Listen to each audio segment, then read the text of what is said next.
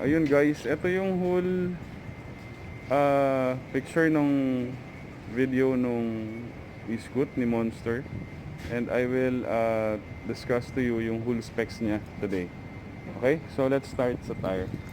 Yung tire, 11-inch yung diameter nito, which is bigger sa normal size ng ibang escoot. Kasi yung iba, ang standard I think is 8 and then 10.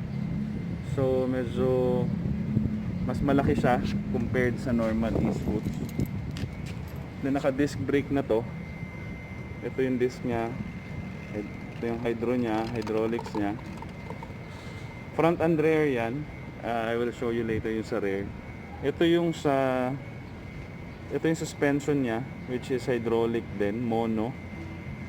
So ito C-type stem to. Okay. And then naka angel eye na yan. When I bought this, naka set up na to. And may horn din yan. Normally walang horn yung iba, pero I think yung mga around 65 or 60k or siguro mga 40 meron na. And then yan yung kiddie handlebar niya. Diyan ko nilagay yung bag niya na Wildman. Ito 3 liters to. Anyway guys, I'm not paid for this ad ha. Hindi ako paid ni a Wildman for this, but I'm just telling you kasi nakalagay na siya dyan eh. So ito 3 liters ang size niyan. Kung makikita nyo, sakto siya. Kasi yung 2 liters nito medyo maliit, medyo small yung size niyan. Okay. And then dito tayo sa handlebar. Yung handlebar niya, if you notice, may on off switch yan. Yan yung on and off switch ng angel eye. Okay, ito din yung ano ng horn. Medyo malakas yan. If you notice, may keyhole yan. Normally, well, bihira ang may keyhole na mga e-scoots. So power on off lang. And then ito, this one is a voltmeter. Voltmeter yan. Diyan naka-indicate kung ilan na lang yung laman ng battery mo. And then ito yung cellphone holder yan. I use that for pag magta-travel ako, diyan ko nilalagay yung phone para hindi ako hassle. Kasi if you drive ng one hand dito and if you need to check your phone, mahirap, delikado yon, and it's not advisable, it's not recommended. Ito, sa right side niya, echo. Pagka naka-echo ka, pag nag-run ka, limited yung run yan, limited yung takbo. Okay yan for long ride, pag nagtitipid ka sa battery, especially pag alanganin yung battery mo. Or, pag nagtitipid, if lalo na kung alam mo na malayo yung travel mo. And then, pag tinanggal mo siya, hindi na siya limited. But single motor lang ang tatakbo niyan. Ito, pag naka-press in ito, magdo-dual motor ang aandar niya. Normally, ginagamit yan pag sa mga steep climbs, yung matataas ang radial. Okay? And then, ito naman, ito yung pinaka-LCD niya. Ito, throttle niya. Ito yung brake. Sa rear. Ito yung brake sa harap, yung nasa left. So pag in-on mo yan,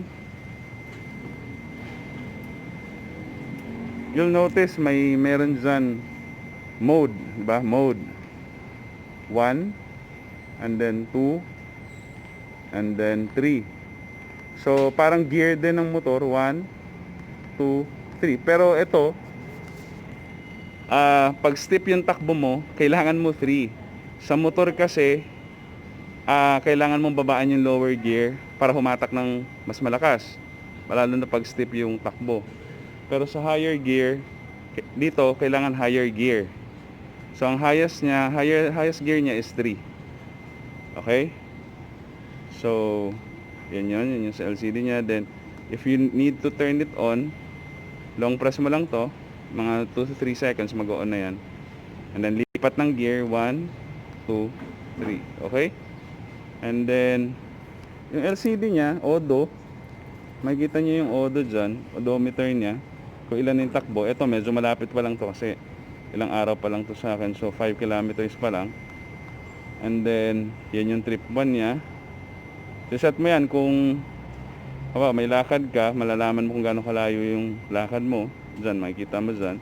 Aside dun sa odo. And then, yung battery niya.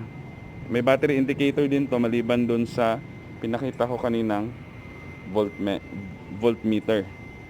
Okay? So, switch off natin. And then, yung footboard niya.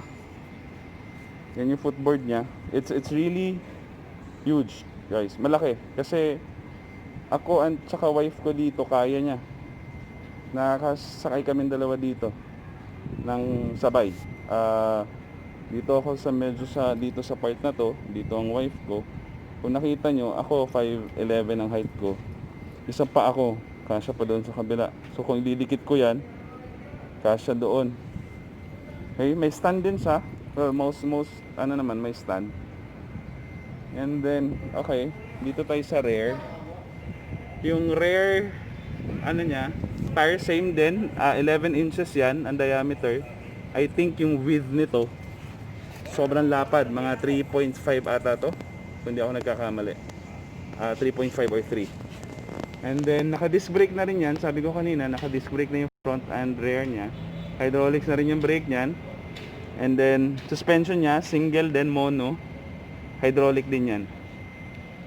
Ayun. So, I think na-cover ko naman siguro lahat. If you have any questions, guys, you can place your comments below sa natin dyan, sa comment box natin. Okay? So, I think I was able to cover everything. And then, we'll just cover some videos pa. We need to test we need to test Monster for his power and kung ano pang pwede nating i-cover. Okay? Okay. Thank you, guys. Bye for now.